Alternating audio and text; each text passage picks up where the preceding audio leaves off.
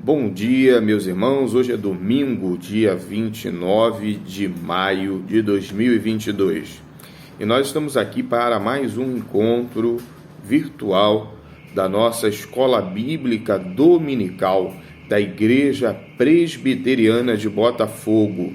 É um prazer, uma grande honra termos a oportunidade de estudar a Palavra de Deus também através da internet, através da disponibilidade virtual de conteúdo, como vem no curso do tempo a nossa igreja preparando e divulgando, né? Algumas pessoas que não conseguem, que não podem, que têm dificuldade para comparecer presencialmente, também têm a oportunidade de aprofundar os seus estudos da Palavra de Deus, dedicando, né, um pouquinho do seu tempo aqui na oitiva, na participação virtual, através dos vídeos que são divulgados. Então, somos gratos a Deus por essa oportunidade e vamos dar sequência ao histórico de estudos que vínhamos desenvolvendo na nossa igreja.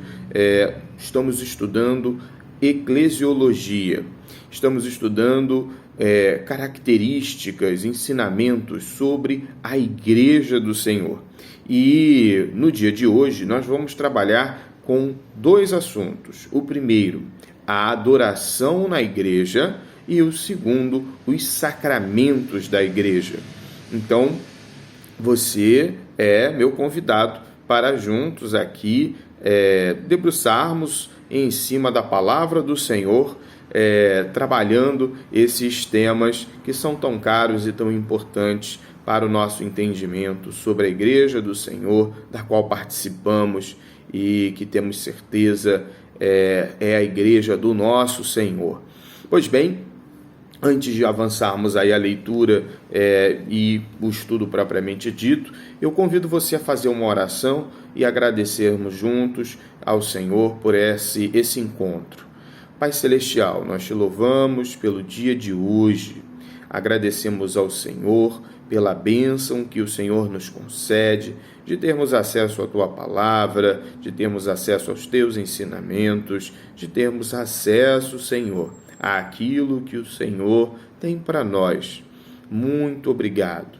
Que esse estudo que vamos desenvolver sirva de alimento para as nossas almas e de meio de avançarmos no conhecimento da Tua Palavra e daquilo que o Senhor tem para as nossas vidas. Pedimos que seja de grande valia para a aplicação prática o estudo que desenvolveremos e que o Senhor abra as nossas mentes e corações para o aprendizado da Tua Palavra. Oramos em nome de Jesus. Amém. Pois bem, adoração é um tema bastante importante e a gente começaria refletindo sobre o que é adoração. Qual o conceito de adoração? Quando estamos falando de adorar, nós estamos falando do quê? É comum, hoje em dia, a gente confundir, né, a adoração com o louvor. Como também é comum a palavra adorar ser usada de uma forma costumeira, de uma forma popular. Muitas vezes casais, namorados, enfim, até mesmo para objetos e animais ou até filmes, a gente usa a expressão adorar. Adorei esse filme, adoro fulano, adoro o meu animal de estimação. Mas o conteúdo dessa palavra, o conteúdo da adoração, é algo que com certeza não é e não deve ser uma expressão costumeira, uma expressão popular.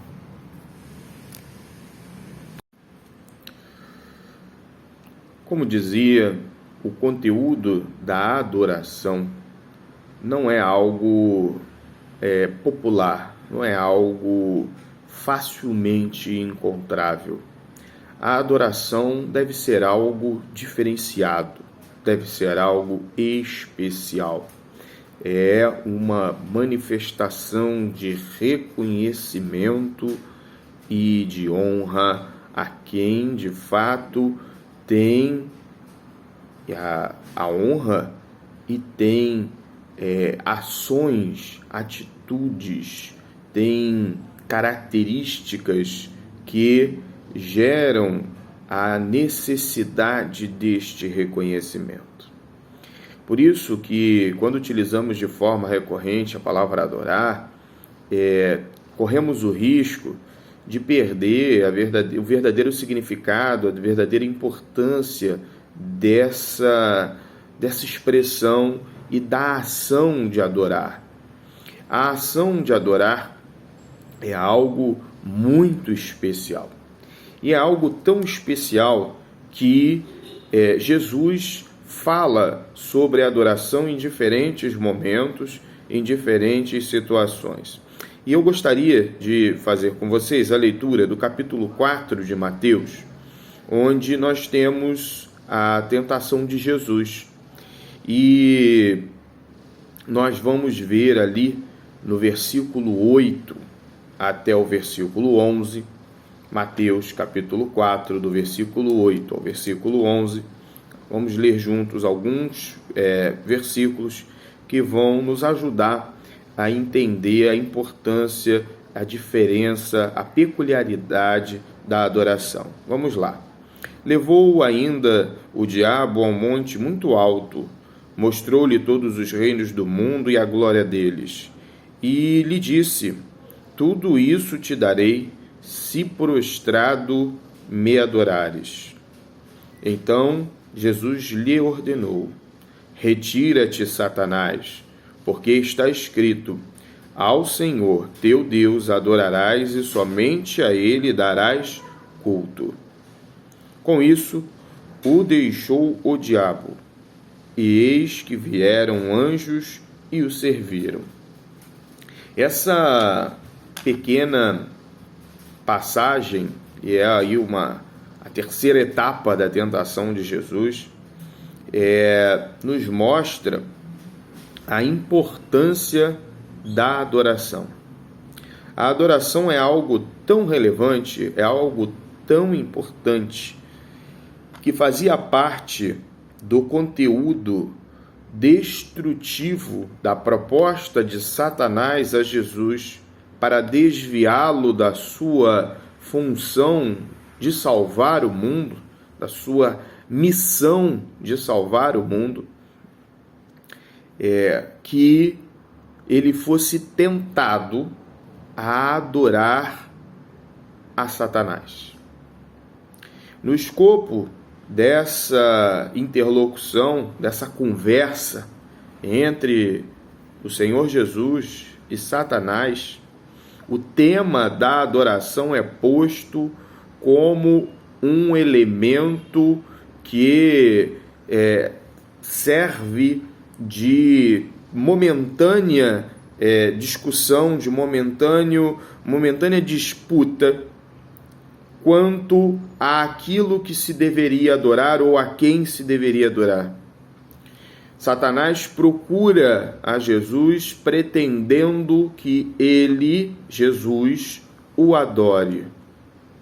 E Jesus, usando a palavra de Deus, uma menção a um versículo de Deuteronômio, aponta que o servir, o louvor, a adoração é destinada exclusivamente a Deus. E com esta afirmação de que somente a Deus se deve adorar, Jesus define, encerra o diálogo com Satanás, determinando que ele saísse dali. Interessante observar que não foi no momento em que Jesus recebeu a oferta de pão que ele determinou que Satanás fosse embora, nem ainda quando foi tentado a se lançar do ponto alto mas no momento em que o tema em debate, o tema em discussão era a adoração. Encerrado, portanto, o debate entre Satanás e Jesus com o tema da adoração, esse tema não aparece apenas aqui. Observamos com essa afirmação de Jesus a importância da adoração. A adoração é algo tão importante que era almejado por Satanás que Jesus o adorasse e que Jesus o repele de forma definitiva, afirmando que apenas a Deus é que se presta adoração. Portanto, temos aí uma configuração muito clara da importância da adoração. Entendemos que a adoração é, portanto, uma manifestação de reconhecimento e honra a quem tem direito a tal reconhecimento e honra por suas características. Entendemos que adorar não é algo comum, não é algo que deva ser popularizado de uma forma ampliativa, costumeira enfim, a que se atribua menor importância. Entendemos que a adoração é algo peculiar, é algo ímpar, é algo separado, é algo que merece distinção. E por isso nós afirmamos a importância da adoração, extraindo da leitura do capítulo 4 de Mateus a importância de que adorar é algo apenas devotado ao Senhor nosso Deus, conforme a fala do Senhor Jesus Cristo, no escopo de uma conversa, de uma tentação trazida por Satanás, que pretendia a troca de todos os reinos, porque Jesus prostrado o adorasse. Pois bem, o tema da adoração também aparece no diálogo entre Jesus e a mulher samaritana. Esse diálogo que vem sendo construído a partir do pedido de água. Jesus pede água à mulher samaritana na beira do poço, e ela se sente constrangida com aquele pedido, entendendo que ele, por ser judeu, e ela, por ser samaritana, não deveriam Jesus rompe os limites daquela tradição e começa a interagir com aquela mulher, perguntando-lhe onde estava o seu marido. A mulher reconhece a ausência de um marido, informa que não tinha marido. E Jesus revela a ela o seu passado daquela mulher, fazendo-a entender que não era uma conversa simples, não era uma conversa qualquer aquela que estava se desenvolvendo, mas que ele, o Senhor Jesus, era dotado de poderes divinos, tal qual o de conhecer coisas que ele não conheceria de outra forma, não fosse o poder de Deus. E a mulher samaritana reconhece esse vínculo de Jesus com a divindade e faz a ele uma pergunta, né? Vejo que você é profeta, então você, que é uma pessoa ligada com a divindade, podia me responder uma questão: aonde é que se deve adorar?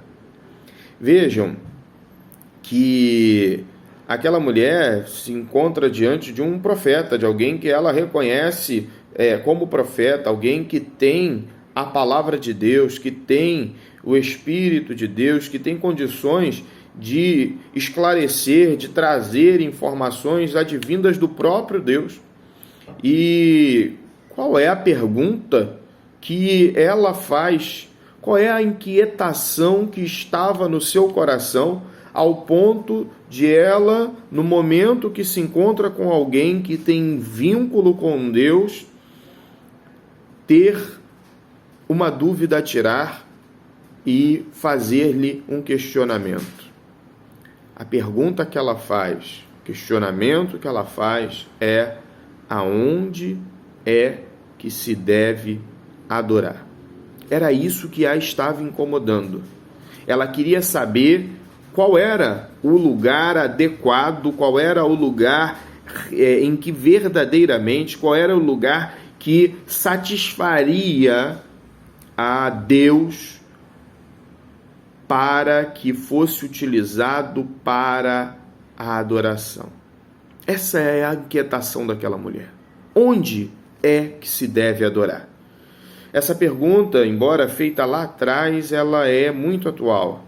E nós vamos nos debruçar um pouquinho sobre esse assunto, pensando onde é que se deve adorar.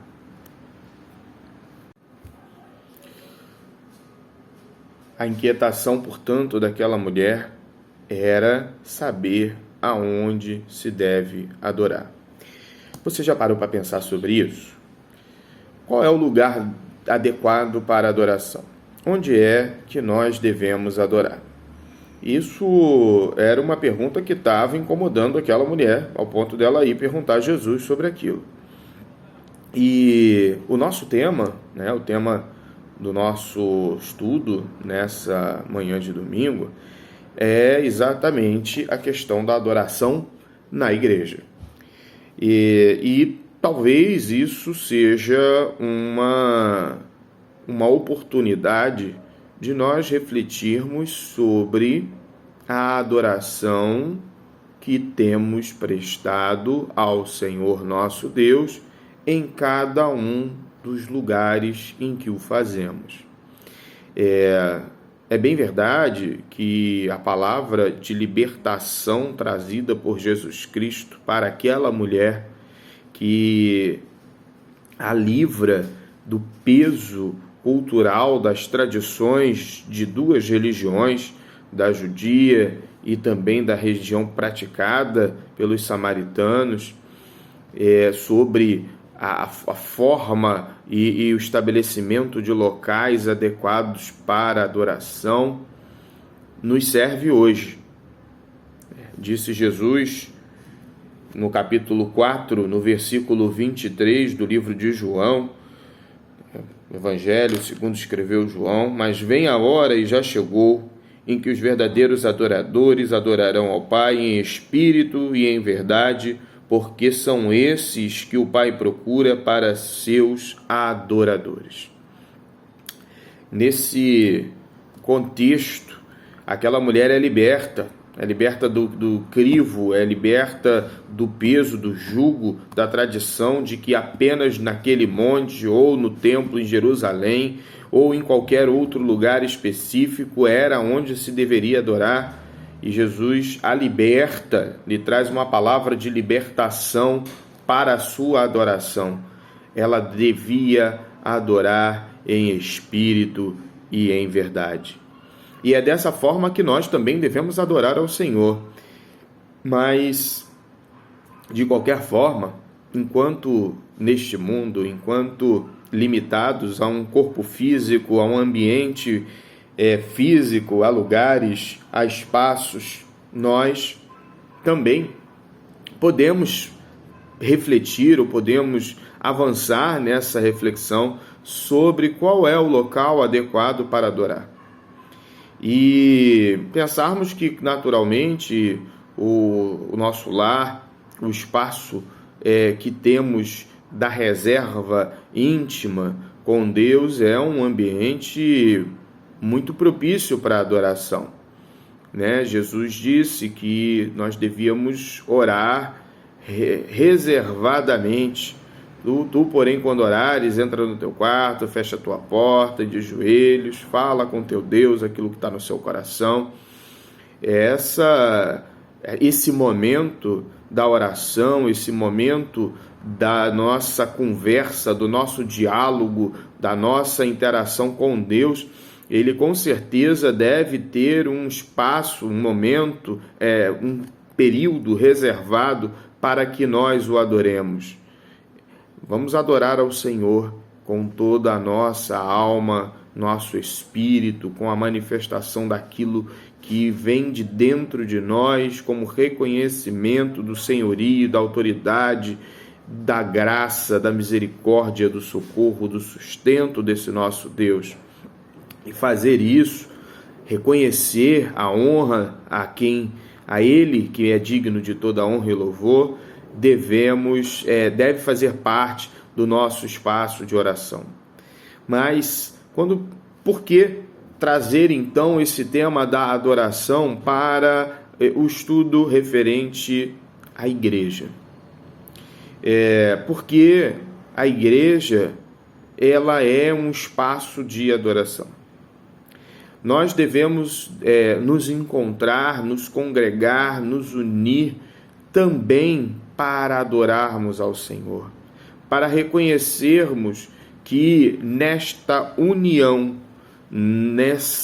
nesse enlace de almas, de percepções, de histórias, de individualidades, há também um momento de adoração ao Deus que nos salvou, ao Deus que nos trouxe para este espaço que é a oportunidade de comunhão que temos no templo e que temos enquanto igreja.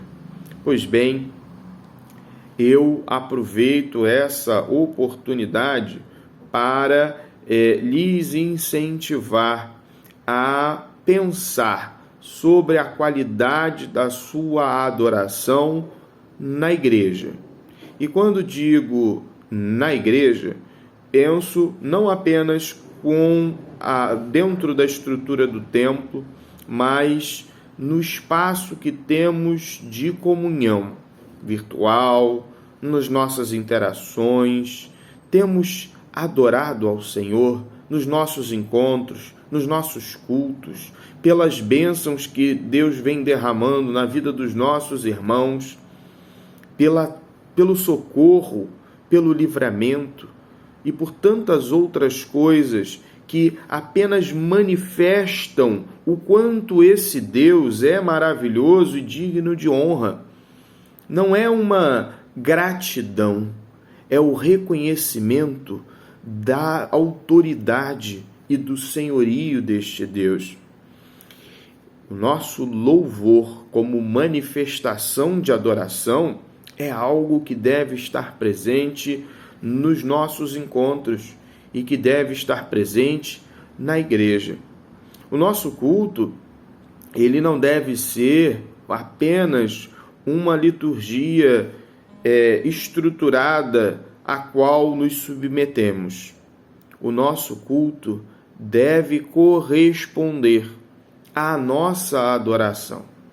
Aprendemos a palavra, ouvimos a palavra, cantamos, oramos, mas devemos dedicar um momento do nosso culto à adoração verdadeira, aquela que é feita em espírito e em verdade, no momento em que nós nos despimos de quaisquer outras intenções que não aquela de adorar ao nosso Deus, e por isso manifestamos com gestos, com o nosso louvor, com o nosso corpo, aquilo que vem da nossa alma como reconhecimento e honraria ao nosso Deus.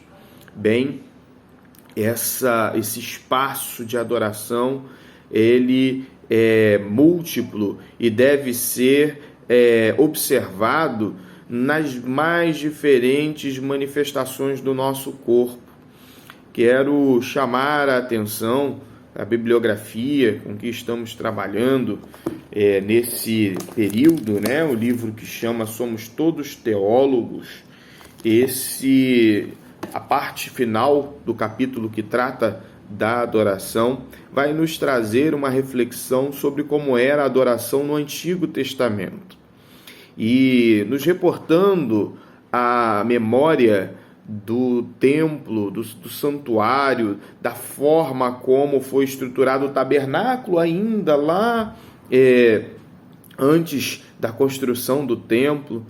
Em todos esses momentos e nesses espaços, a gente percebe um conjunto de elementos, a presença de um conjunto de elementos que mexem com todos os nossos sistemas, com todos os nossos sistemas de apreensão de informação, com todos os nossos sentidos. O olhar, o ouro, as cores, tudo era preparado para chamar a atenção do adorador. O toque havido entre o sacerdote que impunha as suas mãos, como hoje temos os nossos pastores sempre ao final do culto impondo as suas mãos para abençoar o povo, é uma manifestação tátil e uma configuração física daquilo que entendemos como ambiente de adoração. A questão do odor, muito presente lá no Antigo Testamento, com os cheiros, os incensos, ao ponto de Deus, em vários momentos, no curso da sua manifestação, da forma como é transcrito aquilo que agradava a Deus, nós falarmos que era como incenso suave ao Senhor, aquela oração, aquela adoração, aquele quebrantamento, né? A forma como Deus permitiu que os seus servos, no curso da história, transcrevessem essa sensibilidade divina quanto àquilo que lhe fazia bem, era caracterizado, era personificado tipificado nessa figura do incenso, de algo que cheira bem. E, enfim, a adoração, ela ultrapassa os limites internos da alma, embora nasça na nossa alma do assentamento, do reconhecimento do nosso espírito e da forma como o nosso espírito interage com o Espírito de Deus, recebendo as informações do Espírito Santo sobre o quão maravilhoso, o quão intenso o quão forte e poderoso é o Senhor nosso Deus. Mas todo o nosso corpo, a nossa fala, o nosso cântico, os nossos gestos, o nosso fechar de olhos, enfim, nós externalizamos esse preenchimento interno que temos daquilo que está cheio o nosso coração, que diz a Bíblia que a boca fala daquilo que está cheio o coração. Nós externalizamos isso com manifestações e gestos de louvor e adoração. Por isso, eu vos incentivo, através desse estudo, que nós adoremos ao Senhor. Adoremos ao Senhor na beleza da sua santidade. Adoremos porque Ele é maravilhoso. Adoremos porque Ele é o Senhor. Adoremos porque o nosso coração interage de uma forma especial com Deus quando reconhecemos o seu senhorio, a sua honra e o adoramos em espírito e em verdade. E é assim, em espírito e em verdade, na comunhão do templo, na comunhão da igreja, no encontro daqueles que estão selecionados pelo Senhor para serem adoradores, na forma que vimos aqui, que Deus procura estes verdadeiros adoradores. Nós que reconhecemos a sua honra, que reconhecemos o seu poder, que conhecemos a sua maravilhosa graça, vamos adorá-lo em espírito e em verdade, enquanto igreja do Senhor Jesus. Deus assim nos permita evoluir no nosso processo de adoração, ampliar os nossos momentos de adoração e otimizar cada vez mais os espaços que temos para também prestar adoração ao Senhor. O culto é um ótimo espaço para fazê-lo, mas o nosso culto racional, na nossa casa, no nosso dia a dia, nos nossos ambientes, também são espaços que devemos utilizar para reiterar a importância de adorar ao nosso Deus. Como dito no início, nós estudaríamos 2 temas. Falamos bastante sobre adoração e o segundo tema são os sacramentos da igreja. Pois bem, quando pensamos sobre sacramento, imaginamos uma palavra que nos remete, essa é uma palavra que nos remete à figura daquilo que é santo, daquilo que é sagrado, né? E são, portanto, os esteios, as pedras fundamentais dos ensinamentos que são reproduzidos historicamente por uma determinada igreja, por uma determinada religião. Então, quando pensamos sobre sacramento, nós estamos pensando quais são aí os princípios basilares, os ensinamentos básicos que são ensinados, que foram ensinados e por isso são guardados como sagrados à religião cristã. E nós vamos ver, portanto, que quando falamos sobre sacramentos, nós vamos criar aí um espaço de interseção entre a história da Igreja Protestante e a história da Igreja Católica, Nós, protestantes, afirmamos a presença, a existência de apenas 2 sacramentos, e isso foi um ato de rebeldia, um ato de libertação, vou chamar dessa forma, do crivo dos ensinamentos da Igreja Católica, que defende a existência de 7 sacramentos. As críticas afetas a essa lista maior de sacramentos passam pelo escopo de que não haveria previsão bíblica de ordenanças que tenham partido do próprio Senhor Jesus Cristo acerca dos 7 sacramentos. Então, apenas 2 sacramentos, de fato, se identifica a autoria no Senhor Jesus Cristo de tais ordenanças, de tais ensinamentos, e também o fato de que esses outros sacramentos apontam para uma hipervalorização da figura do sacerdote, da figura daquele que ocupa a função administrativa, a função sacerdotal na Igreja Católica. Então, na verdade, seria aí uma reafirmação da importância da institucionalidade, da relação institucional da Igreja, e não, na verdade, um sacramento, algo que de fato mereça o reconhecimento de que se trata de uma ordenança vinda do Senhor Jesus. Pois bem, na Igreja Católica nós temos 7 sacramentos. São eles: o batismo de crianças, através do qual se recebe a graça, e que essa graça ela é confirmada pelo comportamento, pelas obras desenvolvidas pela criança, no curso da sua vida, naturalmente. O segundo sacramento é o sacramento da confirmação, que a gente vê hoje acontecer. Determinada idade, a criança entra num curso, na Igreja Católica isso é comum. Na nossa igreja a gente faz uma profissão de fé para os adolescentes que querem, que entendem que isso de fato, que é o seu momento, que reconhecem o momento de reafirmar a sua fé. Eles passam por um período de aprendizagem, e esses aprendizados sejam a oportunidade de eles fazerem essa confirmação. Na Igreja Presbiteriana, nós não reconhecemos essa confirmação como um sacramento.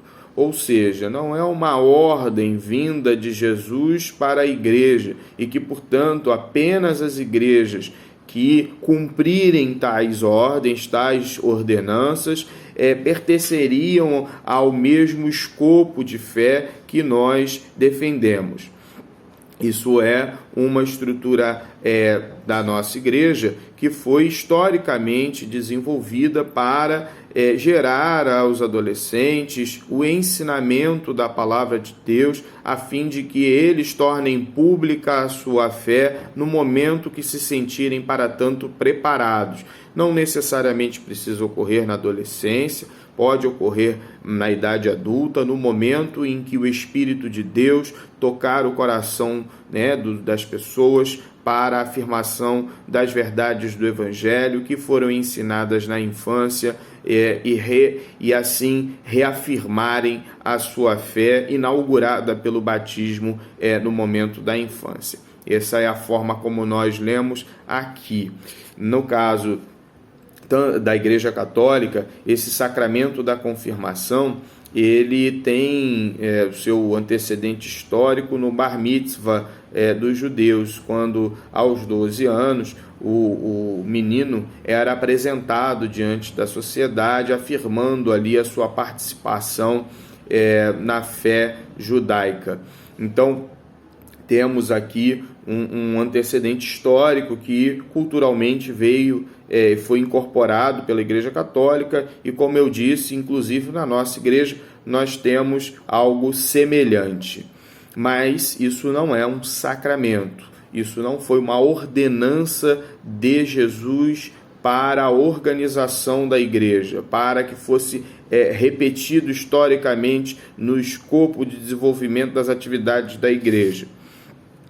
Na Igreja Católica também temos como quarto sacramento o matrimônio, eu pulei o terceiro, que é o da penitência, né? Nós sabemos que historicamente há uma cultura de que os pertencentes à Igreja Católica se apresentem diante dos seus sacerdotes e confessem a eles os seus pecados, e eles lhes aplicam uma penitência, né? Um conjunto de atos, de ações, de orações, de repetições, para que eles possam ter o reencontro com a graça do Senhor.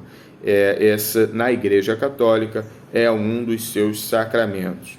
O matrimônio, né, naturalmente não universalizado, não é todo mundo que se casa, mas aqueles que se casam, a igreja ministra a graça através de abençoar a vida daquele casal, de tal forma que eles tenham a bênção de Deus no seu casamento. O quinto são as ordens santas ou a ordenação, que também é um sacramento, a forma de ordenar os seus ministros, os seus sacerdotes.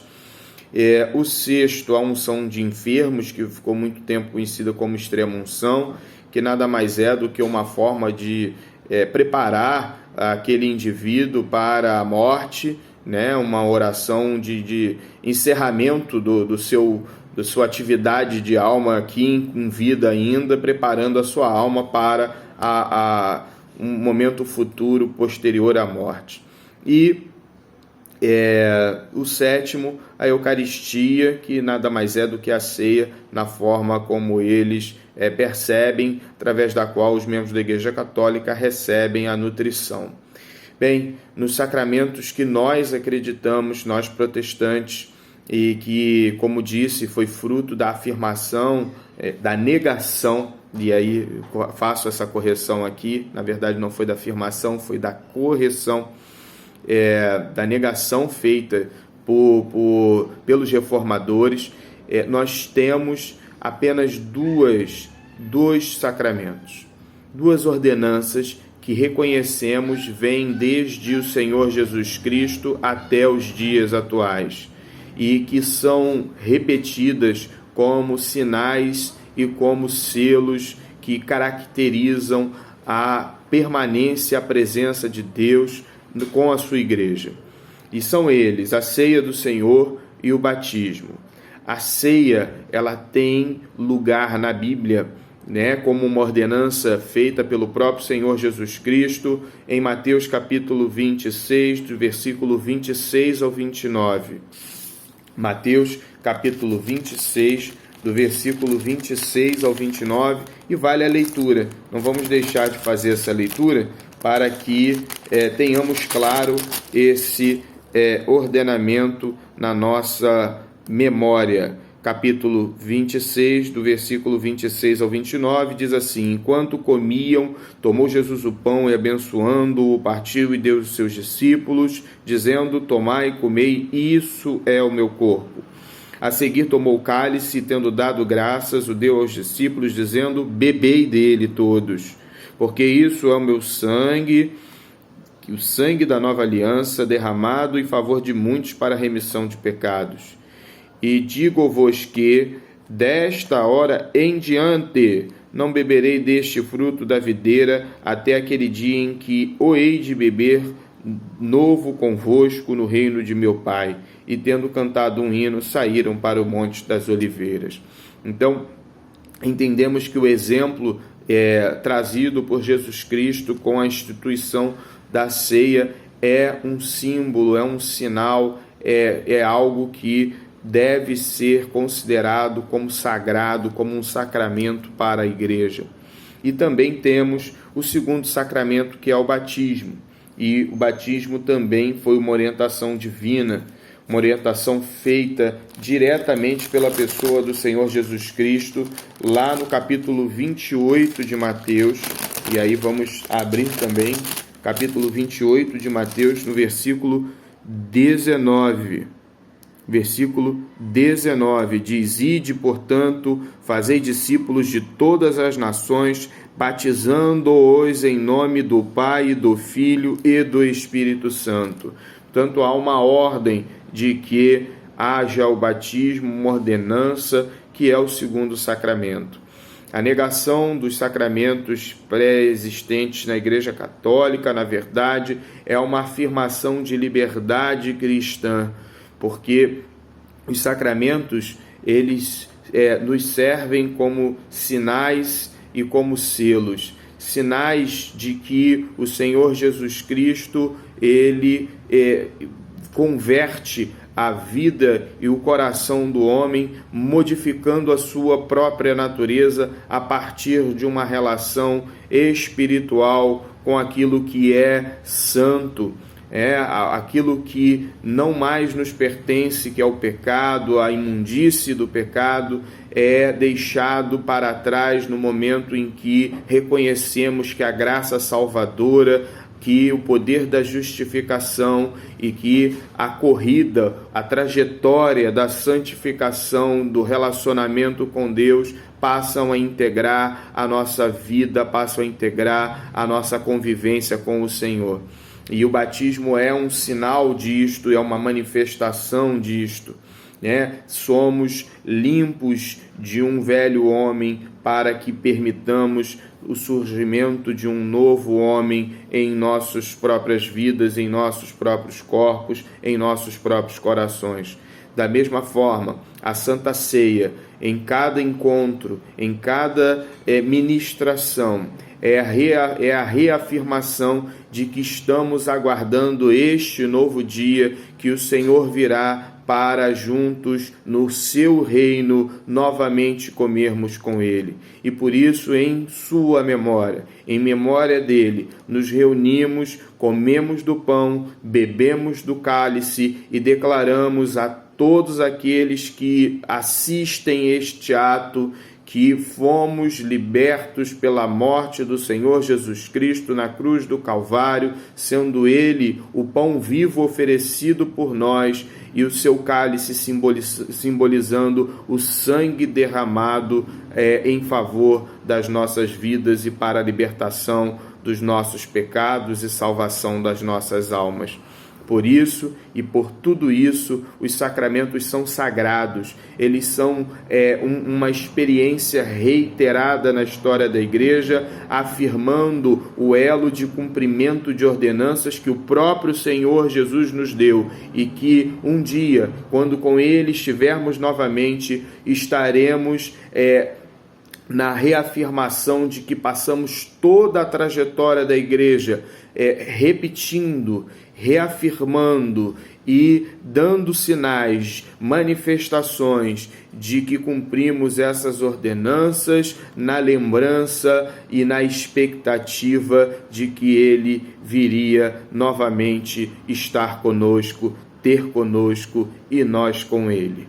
Por isso, os sacramentos são tão importantes. Por isso, nós temos a necessidade de reafirmar a cada Santa Ceia que o fazemos em memória do Senhor. Por isso, quando batizamos as crianças, batizamos as pessoas, nós damos ao mundo sinais de que há um milagre de conversão que está ocorrendo, porque o Senhor Jesus Cristo, por meio do seu sacrifício, salva o homem. E a graça de Deus, esse sacrifício não merecido, a graça de Deus nos socorre e nos ambienta num novo momento de vida através da justificação dos nossos pecados e permitindo que passemos a ter com Deus comunhão para uma nova experiência de vida em santificação. Que o Senhor Jesus Cristo nos permita aprender mais sobre os sacramentos, aprender mais sobre a santidade da relação com Deus, nos permita avançar no aprendizado sobre o seu sacrifício e o simbolismo presente na Santa Ceia, e ainda que o Senhor Deus nos permita assistir muitos batismos, porque todas as vezes que vemos alguém sendo batizado, estamos afirmando diante de Deus e diante de todo mundo que a graça do Senhor é capaz de salvar o homem e de socorrê-lo do seu pecado e do seu desvio. Por isso, fazemos isso. Por isso, nos reunimos assim, por isso, afirmamos e reafirmamos a importância histórica e espiritual, simbólica dos sacramentos. Que Deus nos abençoe. Vamos fazer uma oração agradecendo por esse momento de estudo da sua palavra. Pai Celestial, nós te louvamos por mais esse encontro, te louvamos, ó Deus, pela oportunidade de tomarmos a ceia, de adorarmos na sua casa e na nossa casa a esse Deus tão poderoso, desse Deus maravilhoso que temos. Te louvamos também, Senhor, porque o batismo é um símbolo e um selo, é um símbolo da transformação que só o Senhor Deus pode realizar na vida do homem, mas também é um selo que marca individualmente as pessoas para uma nova vida e para uma vida de aproximação com Deus e santidade. Que o Senhor nos ajude a compreender todo esse aprendizado que tivemos e a aplicar em nossas vidas, permitindo que estes ensinamentos sejam elementos de aproximação ainda maior entre nós e o Senhor. Assim oramos em nome de Jesus. Amém. Um bom domingo para você, que Deus te abençoe e até a próxima Escola Bíblica Dominical. Deus nos abençoe.